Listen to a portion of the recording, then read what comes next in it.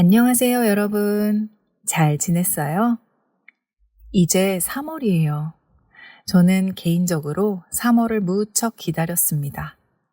3월에는 새학년 새학기가 시작되거든요. 즉, 겨울방학이 끝나고 개학을 한다는 거죠. 드디어 아들이 학교에 갑니다. 제 아들의 겨울방학은 2달 동안 계속되었어요. 어떤 학교는 그렇지 않거든요. 12월 말부터 1월 말까지 겨울방학이었다가 2월 초에 2주 정도 학교를 다시 다녔다가 2월 중순에 봄방학이 시작되고 3월에 개학하는 학교도 있어요. 아들의 학교는 봄방학이 따로 없고요. 12월 말부터 2월 말까지 쭉 겨울방학 기간이었습니다. 아마 아직 아이가 없으신 분들은 아이의 방학이 끝나는 것을 엄마가 왜 기다리는지 이해가 잘 안 되실 거예요. 저도 예전에는 별 생각이 없었거든요. 그런데 아이가 학교를 다니기 시작하니 3월이 학부모에게 어떤 의미인지 알게 됐습니다. 한국에서는 아이들이 어린이집이나 유치원, 학교를 다니면 점심을 그 기관에서 해결할 수 있어요. 보통 모든 기관에서 아이들의 먹거리를 책임지거든요. 아침에 일어나서 간단히 아침을 먹고 학교에 가면 학교에서 점심을 먹고 집으로 돌아오는 것이죠. 심지어 어린이집이나 유치원에서는 아이들의 간식까지도 챙겨줍니다. 한국에서는 보통 하루에 3번 밥을 먹어요. 그걸 삼시세끼라고도 하는데요. 아침, 점심, 저녁 이렇게 3번을 챙겨 먹습니다. 그런데 사실 요즘은 2번 먹는 사람도 많아요. 아침을 거르고 이른 점심과 이른 저녁을 먹는 거예요.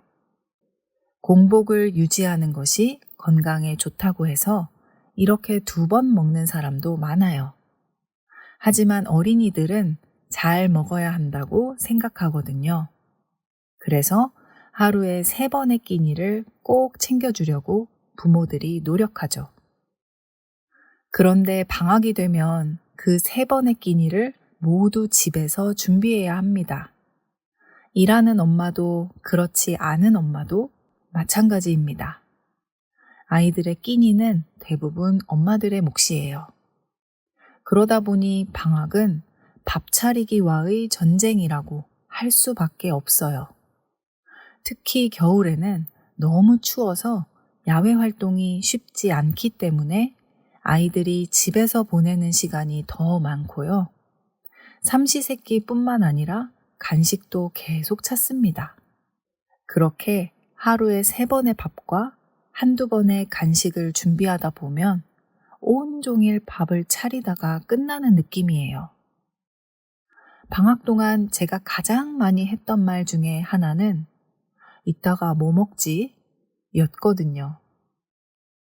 요즘은 배달 문화도 잘 되어 있고 한국은 마트에 가면 밀키트도 정말 잘 준비되어 있습니다. 하지만 편리한 만큼 비싸요. 가끔 이용할 수 있지만 모든 끼니를 다 배달시킬 순 없잖아요. 결국 엄마 혹은 아빠가 하루에 3번씩 준비할 수밖에 없어요.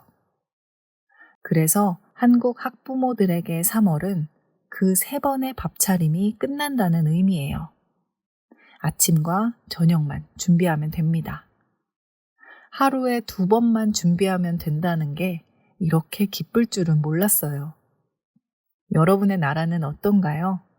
한국만 이런 건지 궁금합니다. 어쨌든 한국에서는 3월에 새학년 새학기가 시작됩니다. 그래서 사실 1월 1일보다 더 새해 같은 느낌이 들기도 해요. 생각해보면 한국은 3번의 새해가 있는 것 같아요.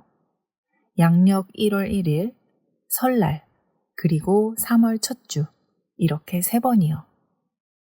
어려서부터 3월에 새학기가 시작되는 것에 익숙해져서 그런지 아이뿐만 아니라 어른들도 그런 느낌을 받아요. 3월이 되면 뭔가 새로운 일이 일어날 것 같고 또 시작할 수 있을 것 같은 느낌이 듭니다. 그래서 3월이 되면 한국 사람들은 또 한 번 결심을 하고 올해의 목표도 세웁니다. 여러분 그거 아세요? 원래 한국 사람들이 연말 연초에 결심을 많이 합니다. 사람마다 조금씩 다르긴 합니다만 올해 꼭 이루고 싶은 목표, 꿈 같은 걸 세우는 거예요. 그런데 언제나 매해 빠지지 않고 등장하는 결심이 두 가지가 있습니다. 지금부터 하나씩 소개해 볼게요. 가장 먼저 하는 다짐은 언제나 다이어트입니다. 한국에서는 아름다워지기 위해 살을 빼는 것을 보통 다이어트라고 말해요. 하지만 요즘은 건강을 위해 운동하고 몸을 관리한다는 의미가 더 강해지고 있어요. 정말 모든 사람들이 새해가 되면 약속한 것처럼 다이어트를 결심합니다. 이유도 진짜 가지각색이에요. 누구는 옷 사이즈가 바뀔 정도로 살이 많이 쪘기 때문에 다이어트를 결심하고요. 누구는 멋진 몸을 만들어 내 자존감을 높이기 위해서, 누구는 올해 결혼을 해야 하기 때문에, 누구는 바프를 찍기 위해서 등등 여러 가지 이유가 있습니다. 여기서 바프는 바디 프로필의 줄임말인데요. 지금은 좀 덜하지만 한때 한국에서 엄청 유행했었어요. 모델처럼 멋진 내 몸을 영원히 남기기 위해 전신 프로필 사진을 찍는 거예요.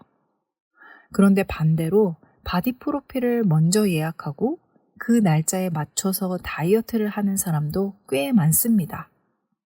그러면 사진 찍는 날짜에 맞춰서 급하게 살을 빼고 몸을 만드느라 엄청 무리해서 운동을 하거든요.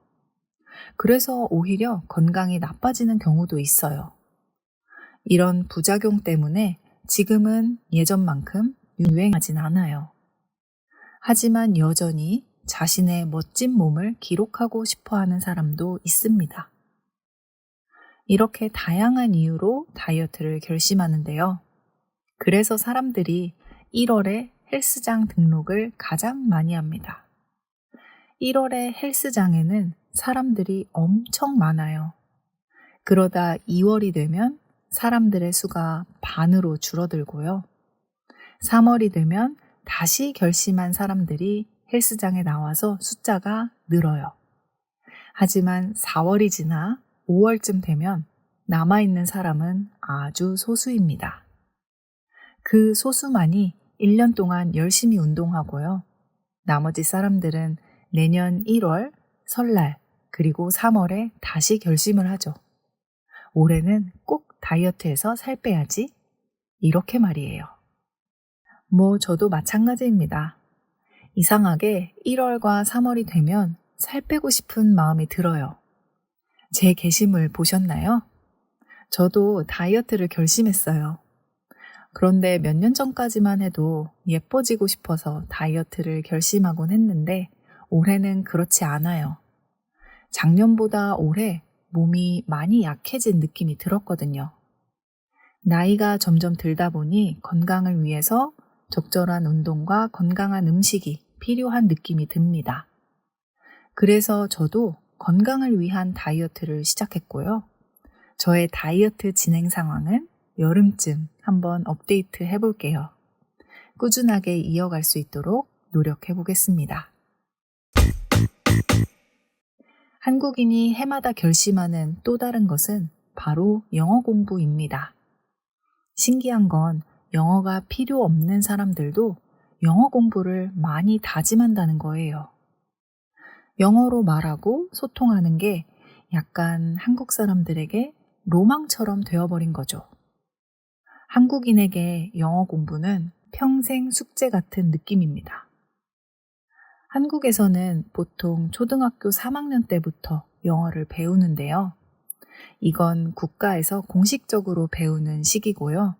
솔직히 말하면 아이가 5살, 빠르면 3살 정도가 되면 엄마들이 아이의 영어 공부에 신경 쓰기 시작합니다. 영어 책도 읽고, 노래도 듣고, 영어 DVD도 보고, 학원도 다닙니다. 그리고 학교에서는 3학년부터 정식으로 공부를 시작하죠. 정말 많은 어린이들이 한국어와 영어를 거의 동시에 배우기 시작하는데요. 신기하게도 그 중에 영어로 프리토킹이 자유로운 친구들은 많지 않습니다. 그렇게 빨리 시작하고 그렇게 열심히 공부하는데 정작 영어로 소통하기가 쉽지 않은 게 한국인들의 큰 고민이에요. 물론 요즘은 유튜브, 틱톡, 인스타가 있어서 예전보다 훨씬 영어를 자연스럽게 접하거나 배울 수가 있어요.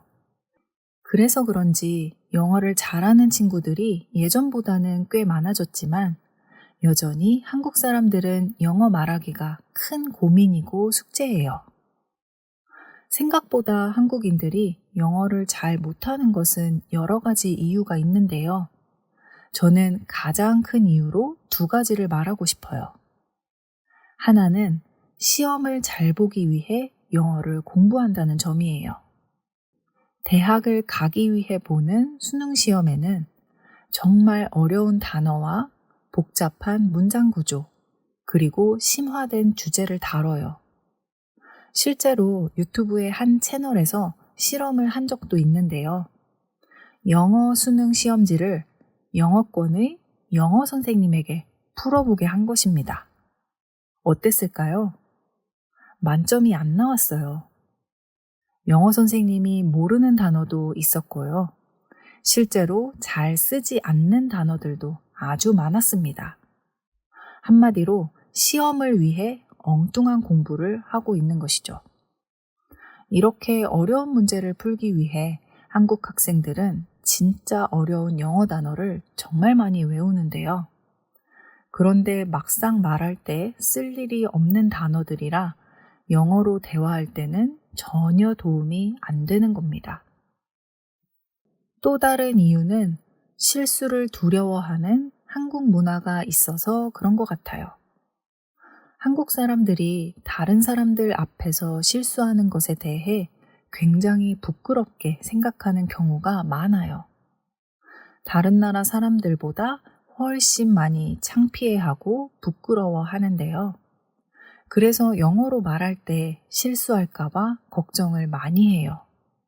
그러다 보니 말할 때마다 걱정하느라 제대로 말해보지 못하고 당연히 실력은 늘 제자리인 겁니다. 그래서 매해 같은 결심을 하고 좌절하기를 반복하게 되는 것 같아요. 하지만 여러분, 이건 꼭 아셔야 해요. 실수를 많이 할수록 실력도 올라갑니다. 최대한 실수를 많이 해보려고 노력해야 돼요. 그게 한국어든 영어든 마찬가지라고 생각해요. 그래서 저는 제 영어가 많이 부족하지만 최대한 이것저것 말해보려고 하고요. 제 학생들이 한국어 실수를 할 때마다 박수를 쳐줍니다. 실수가 우리를 앞으로 나갈 수 있게 도와준다는 사실을 꼭 기억하셨으면 좋겠습니다. 저도 한국인이라서 그런지 작년 12월 말에 2025년에 이루고 싶은 것들을 정리했었어요. 그리고 2개월이 지난 지금까지 다행히 잘 지켜나가고 있는데요. 제 결심이 궁금하시다면 멤버십 영상을 확인해 주세요. 그 밖에도 여러 가지 새해 결심들이 있어요. 독서, 금연, 저축, 자기계발, 취미활동, 여행, 그리고 유튜브까지. 이 결심을 보면 한국 사람들이 무엇을 하고 싶어 하는지 알 수 있습니다. 그런데 최근에는 조금 다른 버전의 결심들도 생겨났어요. 예를 들면 이런 거예요. 가족과 더 많은 시간을 보낼 것이다. 하루에 10번 이상 웃겠다. 일찍 잠자리에 들 것이다. 집밥을 많이 해먹겠다. 뭔가 이루고 싶은 것의 방향이 많이 바뀌었어요. 나를 진정으로 건강하고 행복하게 하는 것에는 가족과 휴식, 그리고 좋은 습관이라는 생각이 점점 커지는 것 같습니다. 그동안 한국 사람들은 경주마처럼 앞만 보며 뛰어왔는데요. 언젠가부터 인생에서 진짜 중요한 것이 무엇인지 많은 사람들이 점차 깨달아가는 것 같습니다. 한국에는 작심삼일이라는 말이 있어요. 단단히 결심한 마음이 사흘을 가지 못한다는 뜻이에요.